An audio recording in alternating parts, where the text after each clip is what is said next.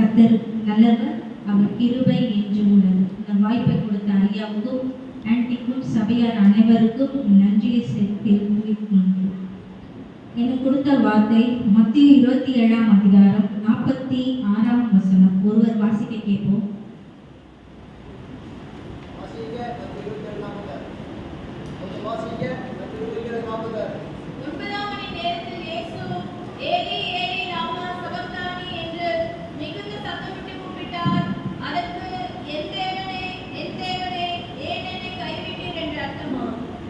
என் தேவனே என் தேவனே ஏன் என்னை கைவிட்டீர் என்று அர்த்தமா?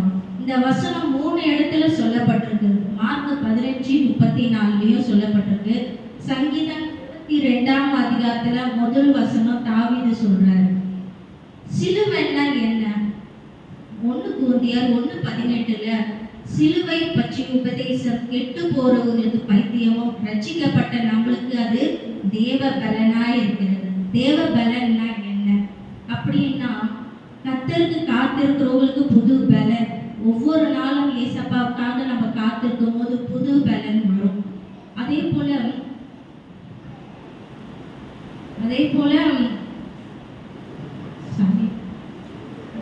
மார்க் 27ஆம் அதிகாரத்துல ஏசப்பா செஞ்ச காரியங்களை குறித்து பார்க்கலாம். மார்க் 27:26 படிச்சு பார்த்தோம்னா ஏசப்பாவை முதல்ல வாரினால அடிச்சாங்க. எதனால அப்படின்னா அவரை சிலுவைக்கு ஒப்பு கொடுக்குறாங்க.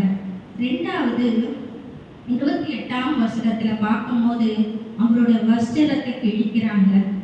கழட்டி அவரோட வஸ்திரத்தை என்ன பண்றாங்க, மேலாங்கியே எடுக்கிறாங்க.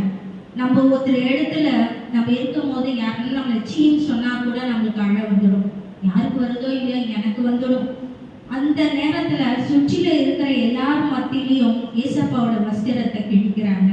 அடுத்தது அவருக்கு முள்மூடி சூடப்பட்ட சிரசில மேல் வைத்து அவர் வலது பக்கத்தில் கோல் எடுத்து அவர் தலையில அடிக்கிறாங்க. அந்த கோலோட அடி அவர் தலைமையில பட்டு அவர் முழங்கால் படிவிட்டு என்ன சொல்றாங்க, நீ யூத ராஜா தானே அப்படின்னு அவரை பரியாசம் பண்றாங்க, கவாரி துப்புறாங்க. அடுத்தது அவர் என்ன பண்றாங்க, அதே கோலால அவரை திருப்பி தலையில அடிக்கிறாங்க. 31 பார்க்கும்போது அந்த ட்ரெஸ்ஸை மறுபடியும் அவருக்கு போட்டு எங்க எடுத்து போறாங்கன்னா சிலுவையில கொண்டு போறாங்க. 34 படிக்கும் போது அவங்க என்ன பண்றாங்க, காடியை கொடுக்குறாங்க.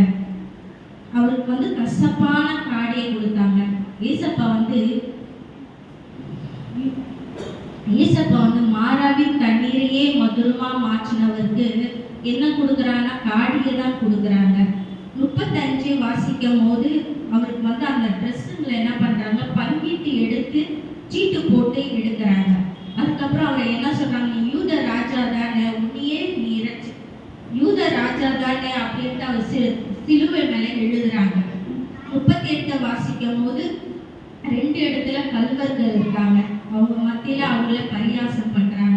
40 வாசிக்கும் போது என்ன சொல்றாங்கன்னா, 3 நாளுக்குள்ள நீ சாப்பிடணும், எனக்கு 3 நாளுக்குள்ளே கட்டுவேன்னு சொன்னியே, நீ இப்போ உன்னையே ரட்சித்துக் கொள்ளுன்னு அவரை அவங்க தூஷிக்கிறாங்க.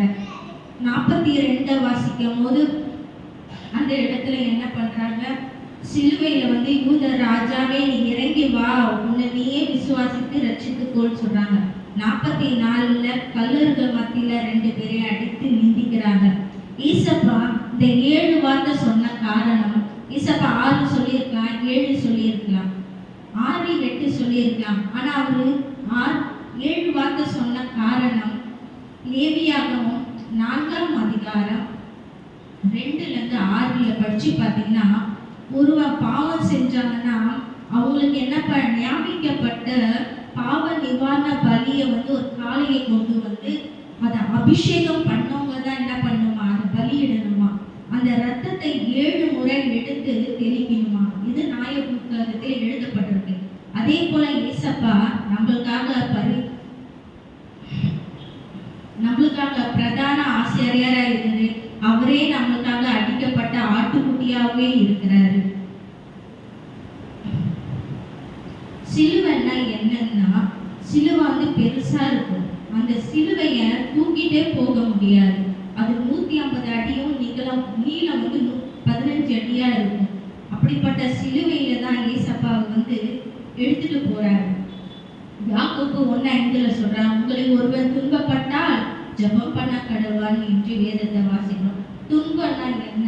அந்த துன்பம் என்னன்னு ஏசப்பாவுக்கு எப்படி தெரிஞ்சதுன்னா, பிதாவோடு அவருக்கு இருந்த அந்த ஐக்கியம் கொஞ்ச நேரம் வந்து இருள் அடைஞ்சு போயிருக்கும் போது, பிதாவே தேவனே தேவனே ஏன் என்னை கைவிட்டி சொல்லிட்டு பிதாவை நோக்கி அவர் கூப்பிடுறாரு.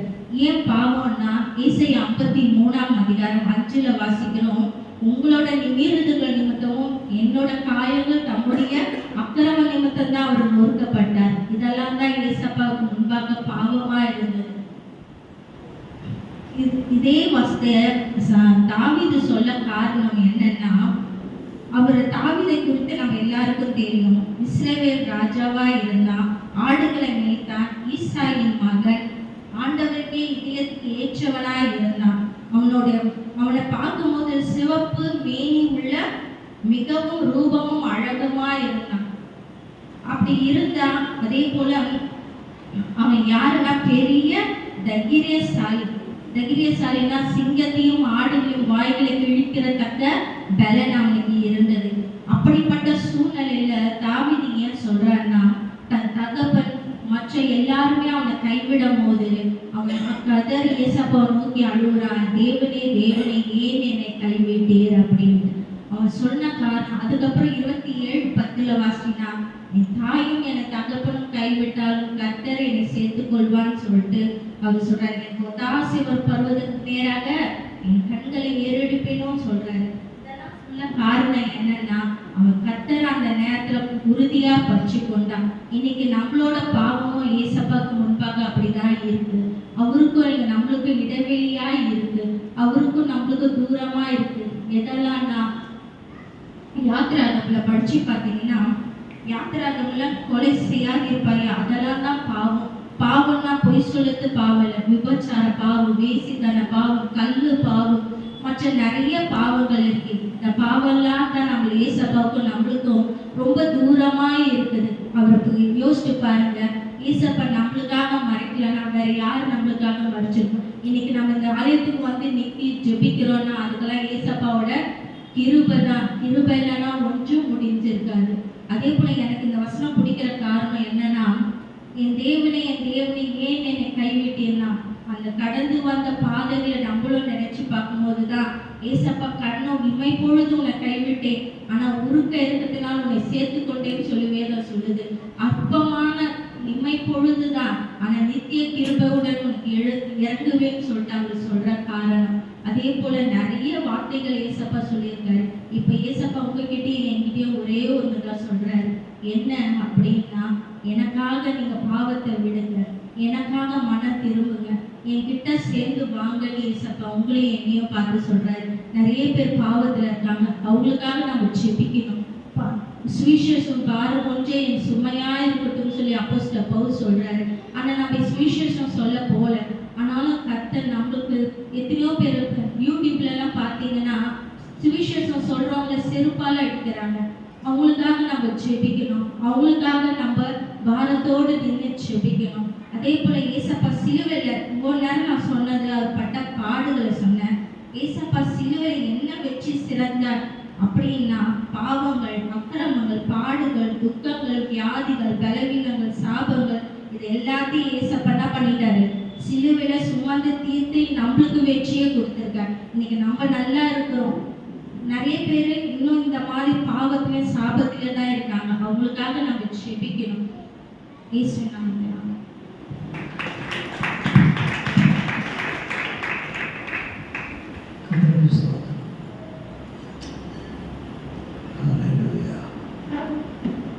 மேகமெல்லாம் வருந்தி சோகமடைந்தவராய் தேவாதி தேவர் ஏக சுதன்பரம் பாடுகள் எனக்காக பாடுகள் வார்த்தைகளை பேச உணர்வுகளை எழுதி வார்த்தைகள் ஒவ்வொரு மூலம் பேசி இருக்கிறபடியா கர்த்தரை ஸ்தோத்திரிப்போம். அல்லேலூயா. தேகமெல்லாம் வருந்தி சோகம் அடைந்தவரா